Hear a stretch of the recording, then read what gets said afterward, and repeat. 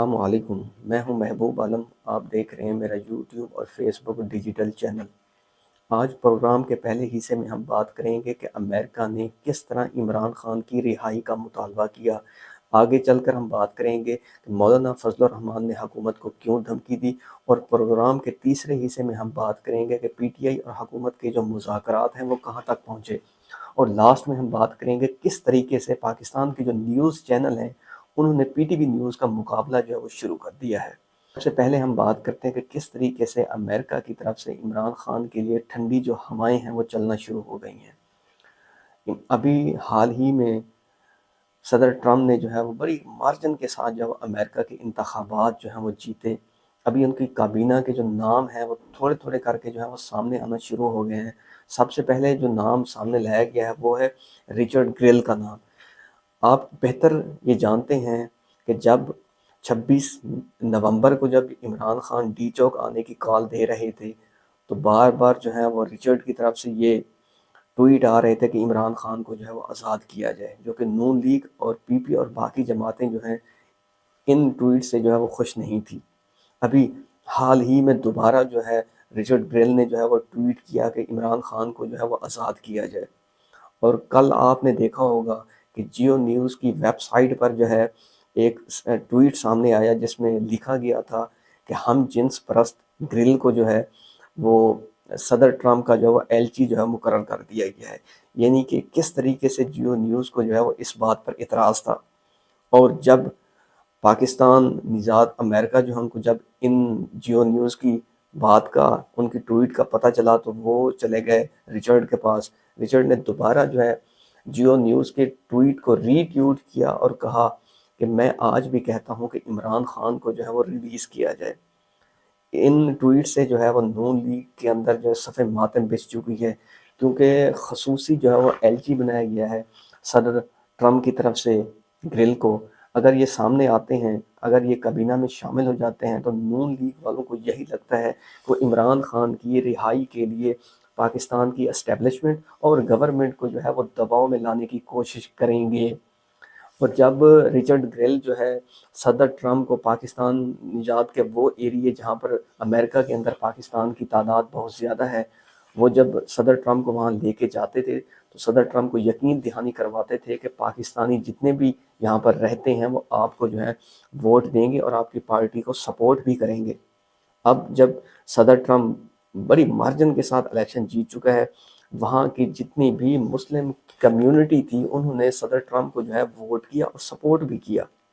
اب دیکھنا یہ ہے کہ جب جیسے ہی صدر ٹرمپ جو ہے وہ اپنے عہدے کا حلف اٹھاتے ہیں، وہ کس طریقے سے پاکستان کی اسٹیبلشمنٹ اور گورنمنٹ کو جو ہے دباؤ میں لے کر آتے ہیں، اور عمران خان کو باہر نکالنے میں جس طریقے سے انہوں نے وعدہ کیا تھا وہاں کے پاکستانیوں سے، دیکھتے ہیں وہ کس طریقے سے اپنے وعدے کو پورا کرتے ہیں۔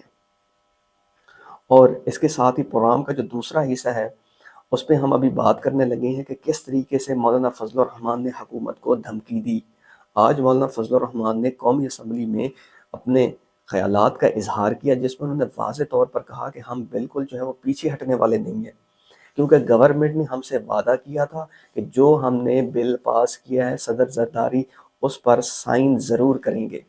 لیکن بدقسمتی کے ساتھ مولانا فضل الرحمان جس طریقے سے اپنے ماضی میں اس طرح کی گیمیں ڈالتے تھے، اب سیم ان کے ساتھ وہی سامنے آئی ہے چیز۔ یعنی کہ جو 26ویں ترمیم تھی، آسانی کے ساتھ مولانا فضل الرحمان کو انہوں نے اس کے اندر شامل کیا اور وہ پاس کروا لی، اور جب وہ 26 ترامیم پاس ہو گئی تو انہوں نے بڑے ہی آرام کے ساتھ مولانا فضل الرحمان کو اس سے باہر کر دیا۔ یعنی کہ یہ تمام چیزیں جو مدارس کا بل تھا وہ قومی اسمبلی سے اور سینٹ سے جو ہے وہ آلریڈی پاس ہو چکا تھا، یعنی کہ 26 ترامیم سے پہلے۔ جیسے ہی 26 آئینی ترامیم جو منظور ہوتی ہے اس کے بعد جو ہے وہ گورنمنٹ اپنی تمام تر چیزوں سے وہ پیچھے ہٹ جاتی ہے۔ یعنی کہ ایک دفعہ مولانا فضل الرحمان سے جو وعدے کیے گئے تھے، اب حکومت ایستا ایستا کر کے ان وعدوں سے پیچھے ہٹ رہی ہے۔ آج مولانا فضل الرحمان کا کہنا تھا کہ جب میں نے گورنمنٹ سے پوچھا کہ آپ نے جب خود یہ بل منظور کروایا تو اس سے پیچھے آپ کیوں ہٹے، تو انہوں نے کہا جی آئی ایم ایف جو ہے وہ ہمیں اگلی قسط نہیں دے گا، بین الاقوامی جو دباؤ ہے وہ ہمارے اوپر بہت زیادہ ہے۔ اور مولانا فضل الرحمان نے اس بات پر بہت زور دیا کہ کیا اب پاکستان کی پالیسی اور پاکستان کے قوانین جو ہیں کیا وہ IMF اور باہر جو بیٹھے لوگ ہیں وہ بنائیں گے؟ ویسے بھی پاکستان کی یہ بدقسمتی ہے کہ پاکستان میں آج تک جتنے بھی قوانین بنائے گئے ہیں وہ ہمیشہ جو باہر بیٹھے وہ جو طاقتور ہیں وہ لوگ پاکستان کو چلا رہے ہیں۔ اگر بدقسمتی کے ساتھ آج IMF کے دباؤ میں آ کر ہم یہ مدارس کا جو بل ہے اس کے اندر اپنی مرضی کی ترامیم کر کے اگر اس کو ہم پاس کروا لیں گے تو پاکستان میں حالات جو ہیں وہ بہت زیادہ خراب ہو جائیں گے۔ جس طریقے سے آپ جانتے ہیں کہ 40,000 سے زیادہ جو مدارس ہیں وہ اس ٹائم پاکستان میں اپنی خدمات سر انجام دے رہے ہیں۔ جہاں پر 40,000 مدارس ہیں وہاں پر لاکھوں کی تعداد میں جو ہیں طلباء جو ہیں وہاں اپنی تعلیم حاصل کر رہے ہیں۔ اگر مان لیں کہ گورنمنٹ اپنی مرضی کی ترمیم کر کے مدارس کے اندر ڈائریکٹ انوالو ہونا چاہتی ہے تو اس میں غلط نہیں ہوگا۔ اگر خدا نہ خواستہ گورنمنٹ مدارس کے نصاب کے اندر اگر کوئی ترامیم لے آتی ہے تو اس کا مطلب ہے کہ بین الاقوامی سطح پر جو لوگ بیٹھے ہیں جو اسلام کو ختم کرنا چاہتے ہیں وہ اپنی مرضی کا سلیبس جو ہے وہ شامل کریں گے اور مدارس کو حکم دیا جائے گا کہ آپ اس پر عمل کریں۔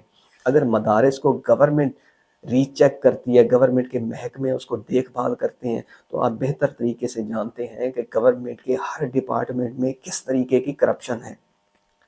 اب جو چیزیں ہم نے اپنے بچپن میں پڑھی تھیں اسلامیات کے اندر اب وہ تمام چیزیں جو وہ ڈیلیٹ ہو چکی ہیں۔ اگر اس طریقے سے مدارس کے سلیبس میں بھی تبدیلیاں کی گئیں تو ہمارا اسلام اور ہماری اسلام کی حقائق پر مبنی جو باتیں ہیں وہ چھپ جائیں گی۔ تو بین الاقوامی جو طاقتیں ہیں ان کا بھرپور یہی زور ہوگا پاکستان پہ کہ کسی طریقے سے مدارس جو ہیں وہ اپنی تعداد کو کم کر لیں یا طلباء جو ہیں مدارس کو چھوڑ کر کسی دیگر سرگرمی میں چلے جائیں۔ اگر خدا نہ خواستہ مدارس کے جو طلباء ہیں اگر مولانا فضل الرحمان کی قیادت میں باہر آ گئے تو پاکستان کے لیے بہت بڑا مسائل جو ہے وہ پیدا ہو جائے گا۔ اب چلتے ہیں پروگرام کے تیسرے حصے میں کہ کیا PTI اور حکومت کے درمیان جو مذاکرات ہیں وہ کہاں تک پہنچے۔ اب 26 جو نومبر کا جو احتجاج تھا اس پہ جب حکومت نے بڑی بے دردی کے ساتھ وہاں پہ گولیاں برسائیں اور اپنی طاقت کا استعمال کیا، ریاست نے اپنی طاقت کا استعمال کیا اور وہاں پہ نہتے لوگوں پر گولیاں برسائیں اور جس طریقے سے اس کو ختم کیا گیا اس ڈی چوک کے دھرنے کو حکومت جو ہے بعد میں مبارکباد لیتی رہی۔ حالانکہ ایسا حکومت کو نہیں کرنا چاہیے تھا۔ کبھی بھی ریاست اپنے لوگوں کے اوپر جو ہے وہ تشدد نہیں کرتی، گولیاں نہیں برساتی۔ جب PTI نے مذاکرات کے لیے حامی بھری اور عمران خان نے 7 رکنی کمیٹی کا اعلان کیا لیکن بدقسمتی کے ساتھ تاحال حکومت نے ان سے کوئی رابطہ نہیں کیا۔ 15 دسمبر کو PTI نے جو ہے وہ سول نافرمانی کی جو تحریک ہے وہ شروع کرنی تھی لیکن عمران خان نے اب تک اس پر کسی قسم کا کوئی اپنا جو پوائنٹ ہے وہ نہیں دیا۔ ابھی بھی وہ چاہتے ہیں کہ اگر حکومت رابطہ کرنا چاہتی ہے تو وہ بیٹھ کر تمام مسائل جو ہیں وہ بہتر طریقے سے حل کیے جا سکتے ہیں۔ اب PTI کی جو کور کمیٹی ہے انہوں نے جو 6 نام دیے عمران خان کو، عمران خان نے 2 پھر بعد میں ایڈ کیے، جو پہلے 5 تھے پھر 7 ہو گئے۔ اب 7 وہ نام ہیں جو بالکل ٹھنڈے مزاج کے ہیں جو کہ صحیح معنوں میں حکومت کے ساتھ بات کر سکتے ہیں۔ اب اکثر اوقات ہمارے دوست اس بات پر اعتراض کرتے ہیں کہ پاکستان PTI کے جو چیئرمین ہیں آج تک ان کے اوپر کیوں نہیں مقدمہ بنا۔ آپ بہتر طریقے سے جانتے ہیں کہ جو چیئرمین PTI ہیں گوہر خان ان کے بہت اچھے تعلقات ہیں اسٹیبلشمنٹ سے اور گورنمنٹ سے، جو کہ ہمیں بھی اس بات پر اعتراض ہے کہ آج تک نہ تو ان کے خلاف کوئی مقدمہ درج ہوا اور نہ ہی کسی قسم کی گورنمنٹ کے کریک ڈاؤن کا وہ نشانہ بنے۔ تو جو چیئرمین PTI ہیں گوہر خان ان کو بھی جو اپنا رویہ ہے اس میں تبدیلی لانی پڑے گی، کیونکہ انہوں نے دیکھ لیا کہ 1.5 سال میں 2 سال میں جب سے وہ چیئرمین PTI بنے ان کی انہی پالیسی نے PTI کو بہت زیادہ نقصان دیا۔ اگر وہ یہ سمجھتے ہیں کہ میں جو ہے وہ ٹھنڈے مزاج کا ہوں، میں بہتر طریقے سے گورنمنٹ سے مذاکرات کر سکتا ہوں، تو ان کے پاس جو ہے وہ چانس ہے کہ وہ گورنمنٹ سے بات کریں اور جتنے بھی اپنے مطالبات ہیں ان کو منوانے کی کوشش کریں تاکہ عمران خان کو اور باقی جو PTI کے ورکر ہیں ان کو پتہ چل سکے کہ صحیح معنوں میں جب گوہر خان جو ہے اگر وہ ٹھنڈے مزاج کا ہے تو اس نے اپنے ٹھنڈے مزاج سے ہی گورنمنٹ سے مذاکرات کیے اور تمام مسائل کا جو ہے وہ حل نکالا۔ اگر مذاکرات نہیں ہوتے تو گورنمنٹ جو ہے آج اتنی پراؤڈی فیل کر رہی ہے کہ شاید ہو سکتا ہے کہ ہم بہت زیادہ طاقتور ہیں۔ آپ نے دیکھا ہوگا پاکستان جب سے بنا ہے، جنرل ایوب سے لے کے، جنرل ضیاء سے لے کے، جنرل مشرف سے لے کے، جتنے بھی یہ خود کو مضبوط سمجھتے تھے، لیکن جب گرے تو 1 منٹ سے پہلے جو ہے وہ ختم ہو گئے۔ تو اس لیے گورنمنٹ کو یہ سوچنا ہوگا۔ گورنمنٹ کی بہت زیادہ خوش فہمی ہے کہ جس طریقے سے 26ویں آئینی ترامیم منظور کی، اس کے بعد جس طریقے سے انہوں نے عدالت کو جو ہے وہ پریشرائز کر کے انہوں نے عدالت کے جو ہاتھ باندھ دیے، اور باقی جتنے بھی چیزیں ہیں گورنمنٹ نے اپنی فیور میں کروا لیں، لیکن ٹائم بدلنے میں پتہ نہیں چلتا۔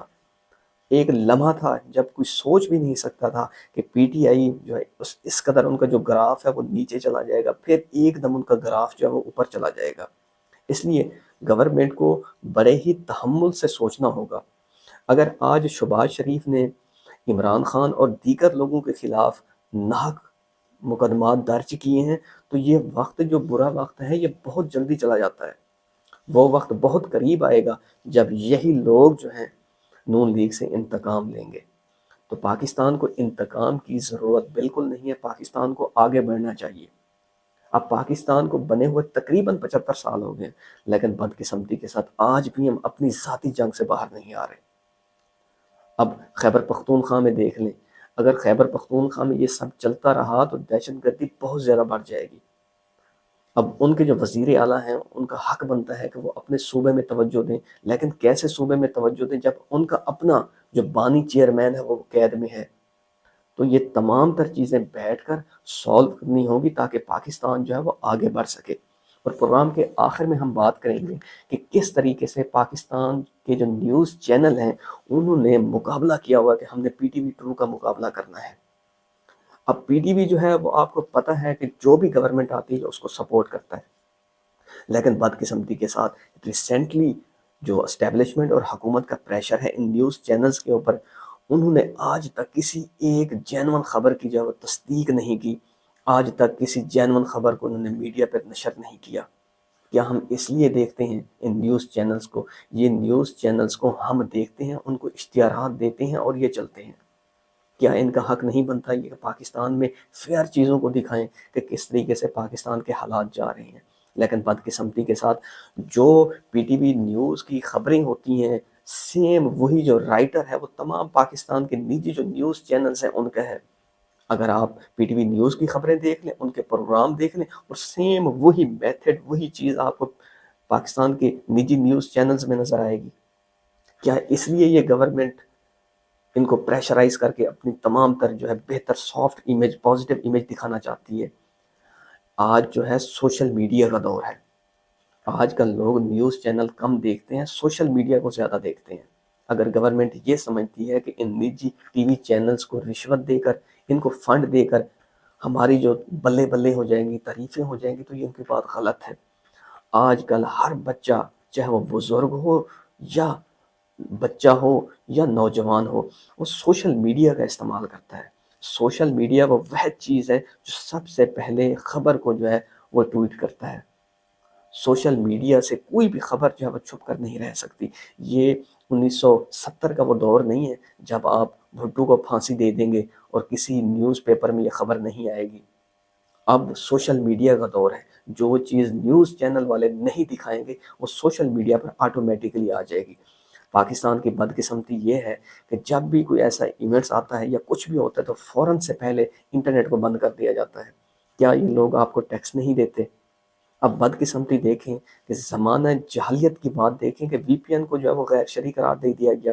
یہ قیامت کی نشانی ہے کہ لوگ اپنے فتوے کے ذریعے جو ہے وہ چیزیں جو ہے کسی کو جائز قرار دے دیں گے اور کسی کو ناجائز قرار دے دیں گے۔ یہ کون سا ایسا اسلام ہے جو ہمیں کہتا ہے؟ کیا وی پی این جو ہے وہ صرف غلط چیزوں کے استعمال کے لیے بنایا گیا ہے؟ جہاں پر کسی چیز کے نقصان ہوتے ہیں وہاں پر اس کے فوائد بھی ہوتے ہیں۔ اب موبائل جو ہے اس کو پازیٹیو بھی استعمال کر سکتے ہیں اور نیگیٹو بھی استعمال کر سکتے ہیں۔